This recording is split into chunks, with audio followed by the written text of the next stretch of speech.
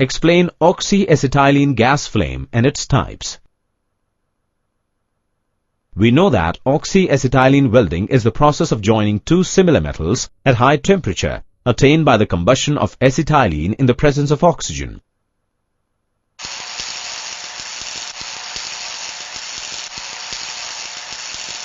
Just at the tip of the torch,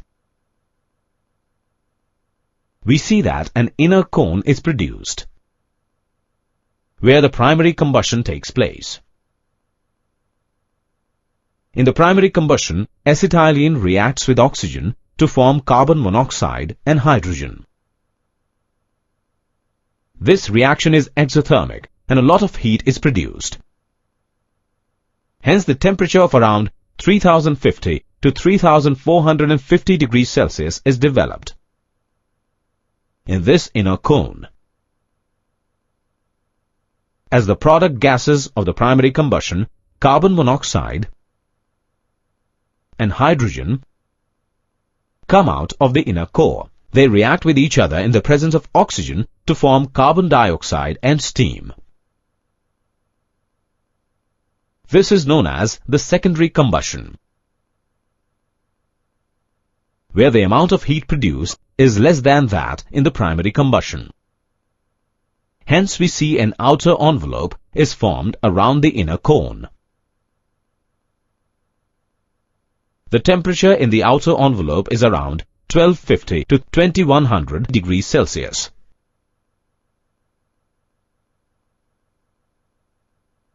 Thus, we can define oxy-acetylene gas flame as the flame produced by the combustion of acetylene in the presence of oxygen to attain temperature of around 3000 degrees Celsius for welding and cutting metals.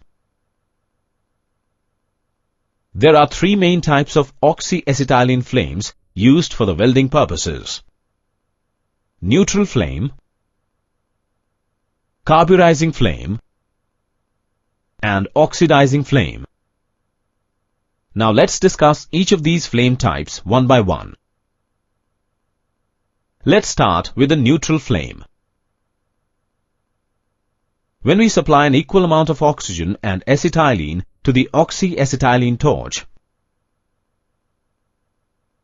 we see that a flame is produced. This flame is known as the neutral flame. The inner core of this flame is smooth and soft-rounded and is whitish in color.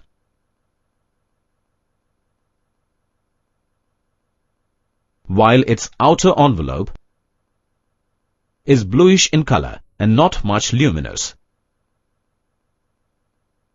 This outer envelope protects the molten metal from oxidizing. Neutral flame is generally used to weld metals like mild steel, copper, and stainless steel. Now let's move to the carburizing flame. When the amount of acetylene supplied is more than that of oxygen, a carburizing flame is produced.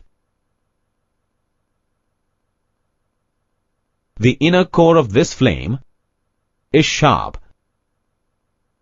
and whitish in color.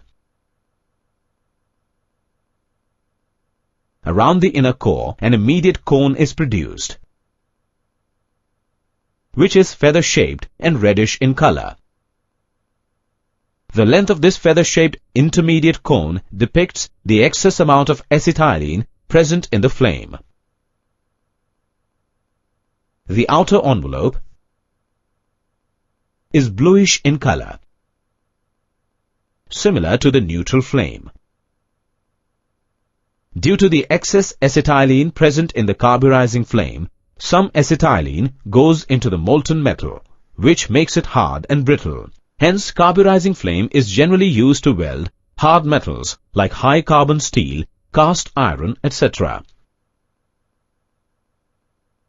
Finally, let's discuss about the oxidizing flame. When the amount of oxygen supplied is more than that of acetylene, an oxidizing flame is produced. The inner cone of this flame is sharp and short, and whitish in color. The inner core is surrounded by an outer envelope, which is bluish in color, but smaller and narrower than that in case of neutral and carburizing flames. When we use this flame for welding, a harsh sound is produced, and the excess oxygen forms an oxide layer on the molten metal. Oxidizing flame has the highest temperature levels among all oxy-acetylene gas flames. Oxidizing flame is generally used to weld metals like brass.